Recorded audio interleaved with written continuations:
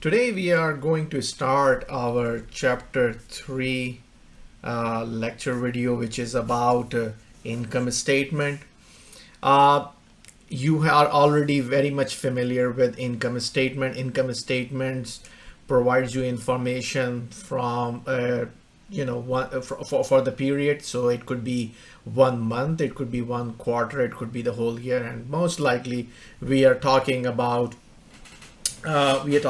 information that's provided. So what information it provides? Basically, an income statement provides information about revenues, about expenses, about gains, about losses. Those and The information that comes from it's for the continued operation, and there may be some information about a discontinued operation that we can talk about in a minute. So income statement provide useful information to financial statement users in 3 ways: evaluate past performance, predict future performance, and assess risk or uncertainties of achieving future cash flow. So what we are talking about, evaluate past performance. So basically we can see if I have an income statement of this year and I compare this year income statement with the past year income statement, I can see if there is any increase or decrease in the revenue, or if there is any increase or decrease in the overall expenses. And I can also see, because income statement provide details of various expenses, what expenses are increasing. And it's also predict future performance. For example, if I see that my revenue, suppose I am running a bakery and I'm selling cakes and pastries. So last year I sell say $100,000 worth of cakes and pastries, and this year I'm selling $125,000 dollar worth of cakes and pastry. That means my revenue has increased 25%. It is a huge increase. That means people definitely like my cakes and pastries that I'm selling at my bakery.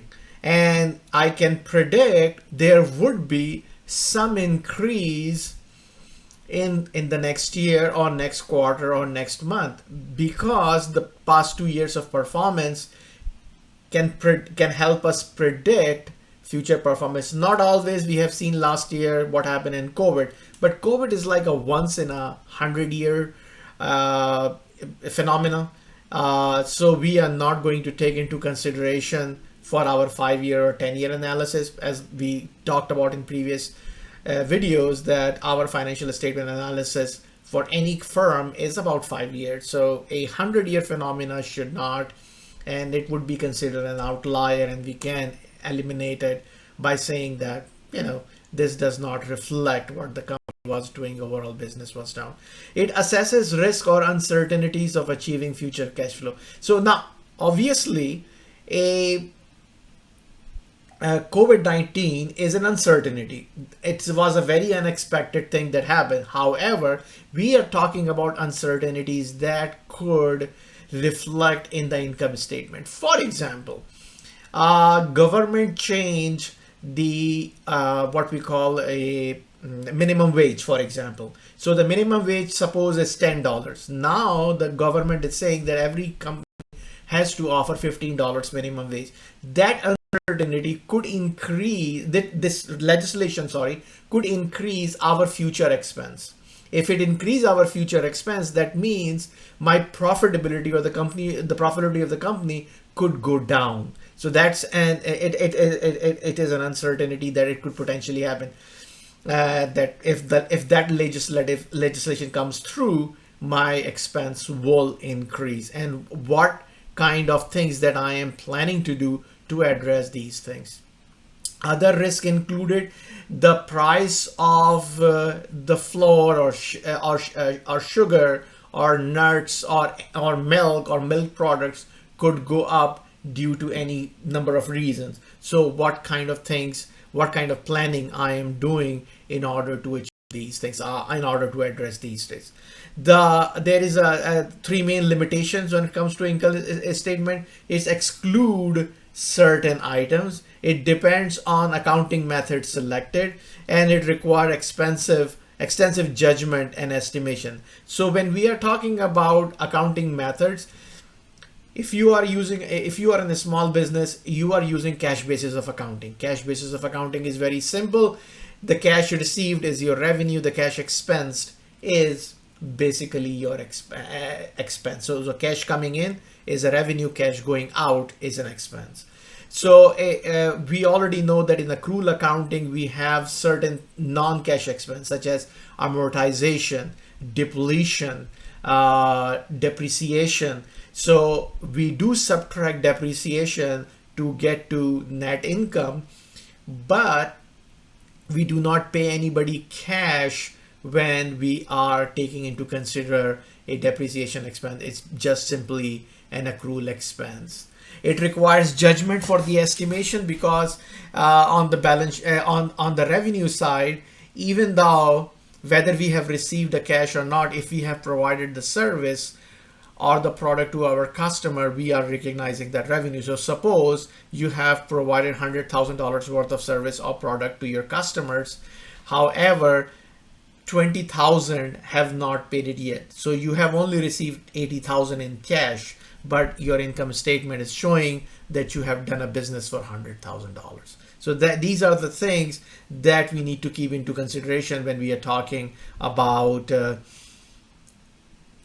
income statement. So the most important part of income statement is net income, which is basically revenues minus expense.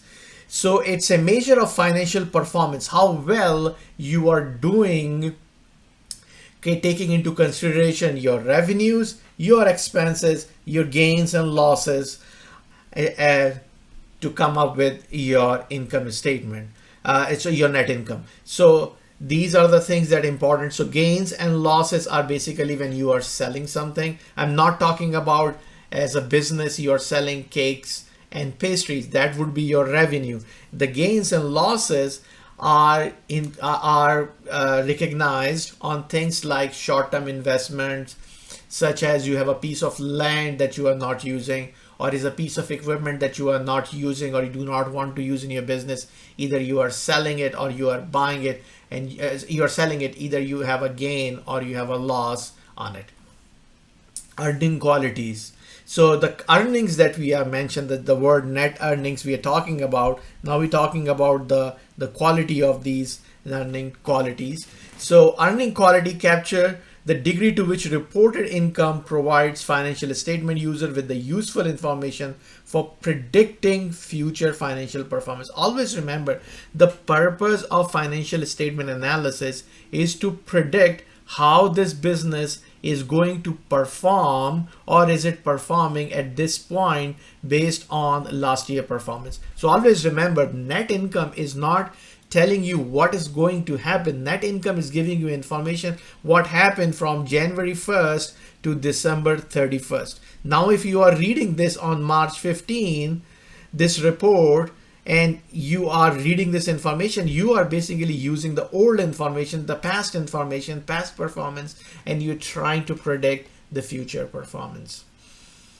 Earning quality is dependent upon whether the components of earning presented are permanent or transitionary in nature. So basically we're talking about the revenue that you have generated is just a fluke, or is just because one of the quarters were really good.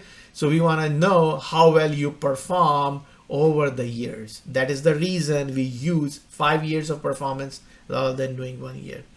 Management will sometimes engage in earning management by using the discretion afforded under accounting to manipulate earnings to meet desired goals.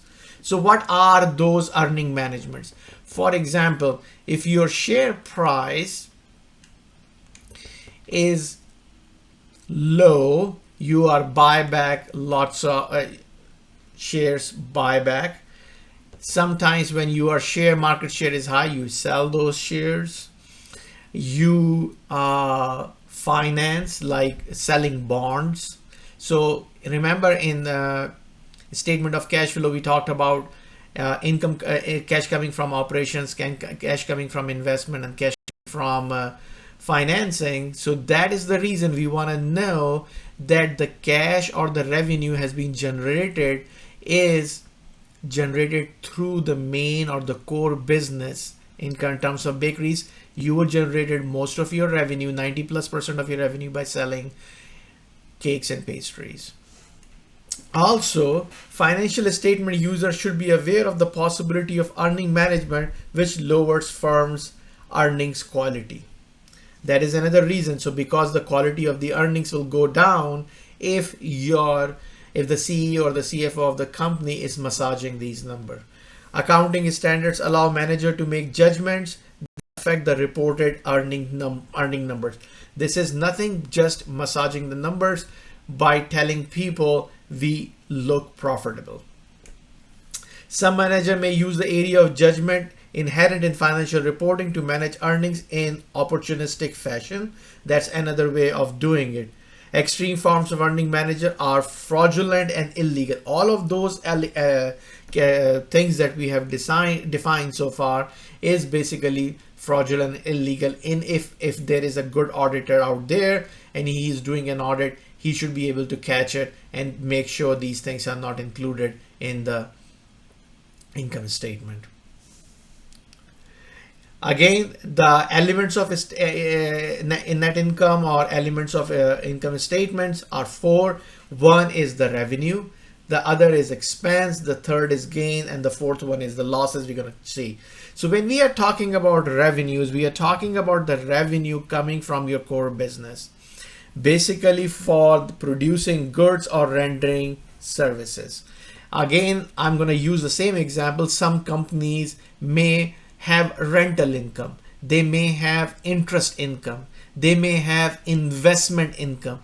These incomes should be separated. So when we make an income statement, the first element that goes on top is revenues from operations, and then we subtract cost of goods sold to get gross profit. So we want to know for every dollar that comes into the revenue, how much we have the cost of producing that product or that service. This investment income, interest income, rental income, dividend income, any other income that is not part of the operation should be reflected at the bottom of the financial statement under other income before gains and losses. Okay.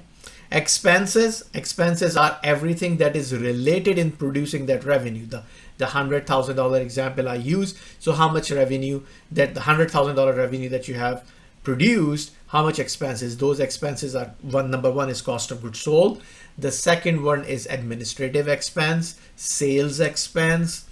So these are the expense for that we are going to be judged for that.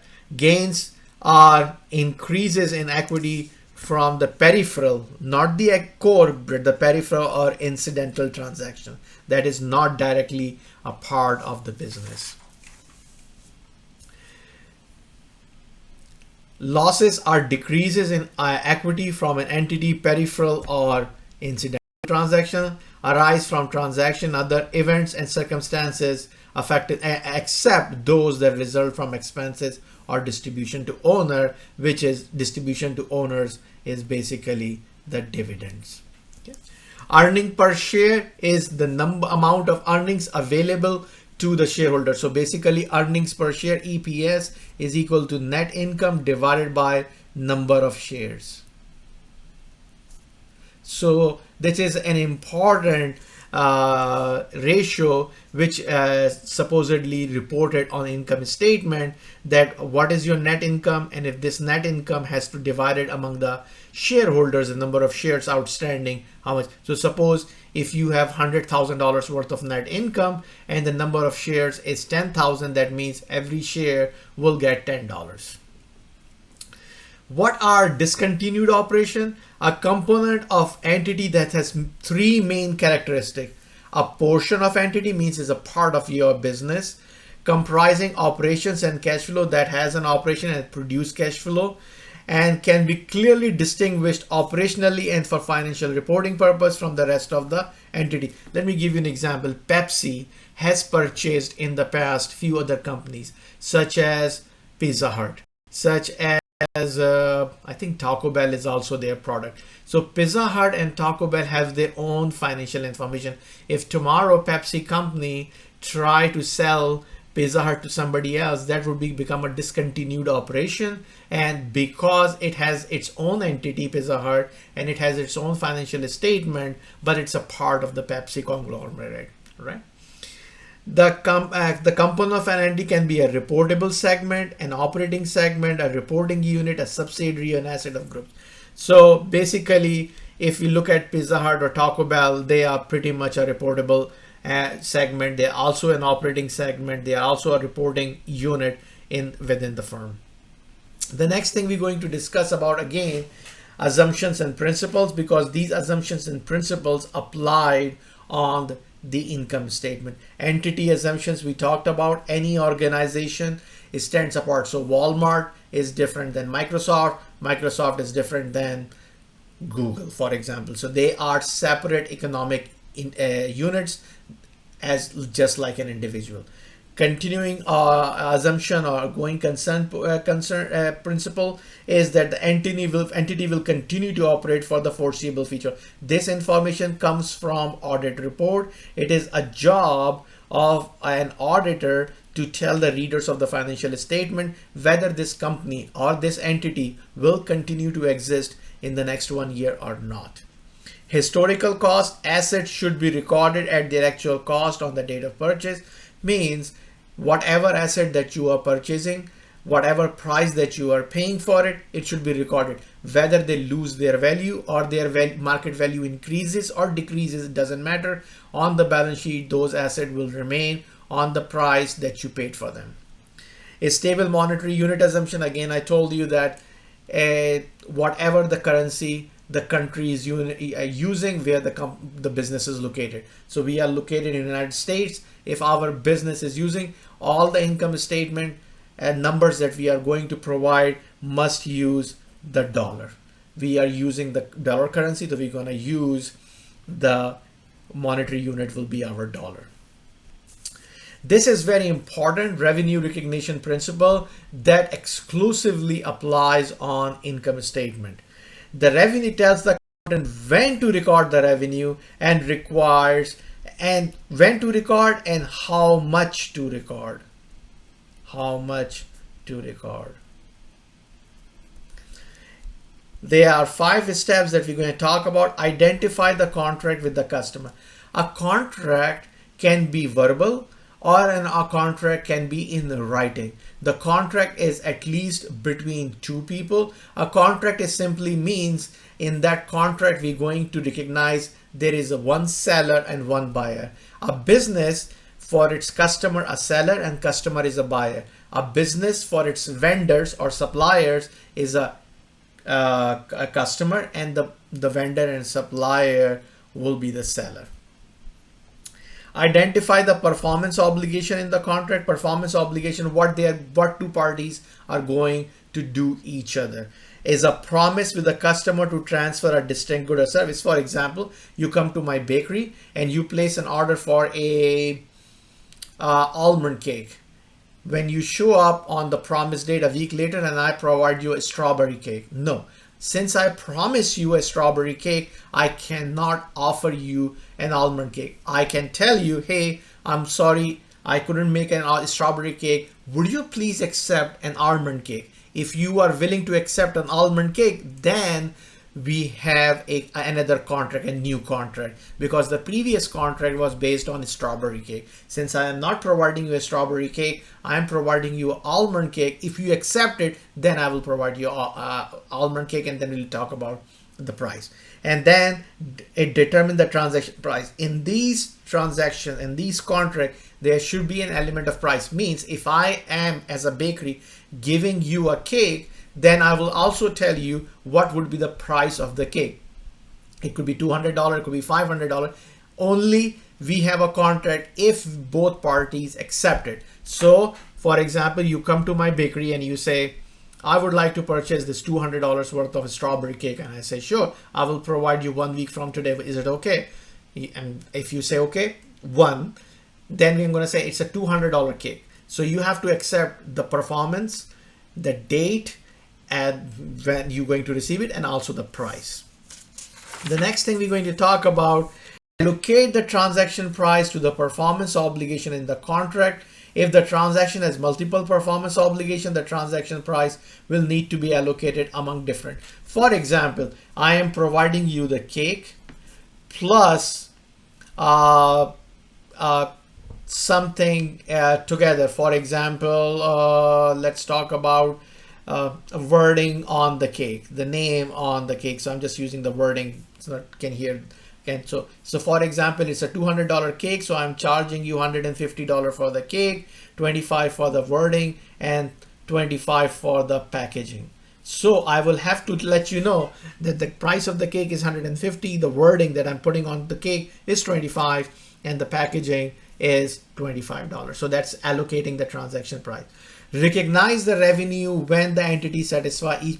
So suppose you come to my store on 1/1, you're supposed to receive your cake on 10. So if you come on 10, on that day, I'm going to give you a strawberry cake with all of those things, wording, packaging, and the cake. And if you are happy with that, my performance or my cake, then you say, okay, the cake is good. Here is your $200. At that point, I'm going to recognize my revenue. If you do not pay me the cake and you take the cake with you and you give me cash, say on instead of 10, you pay me cash on 115, I can still recognize the revenue on 110, but I do, even though the cash I'm receiving on 115. So that's the important part.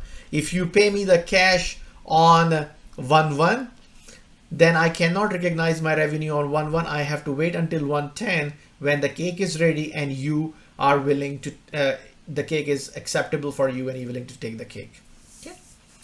The opposite of a revenue recognition principle is expense recognition principle. It is basically also called the matching principle. So what we have, that you have to match the revenue with expense. So all I want to know, if I have earned $200, how much expense? So for example, if I have produces these three things, suppose this is my revenue. So my expense in this case, suppose this cost me $60, this cost me $10, this cost me $15. So my revenue was $200. My expense turns out to be $85. So my net profit out of this is $115. So I will have to say, see, all the expense supposed to be recorded or recognized when I am providing you the cake. All the expense are recorded when they're incurred during the period. So I am going to record in the month of. Our expense are matched against the revenues over the period. The goal is to compute an accurate income. So that's how the accurate income is provided when you have your revenue and expense. How much revenue you got? $200. How much it cost you? $85. We're going to stop here. We're going to continue with the next part of this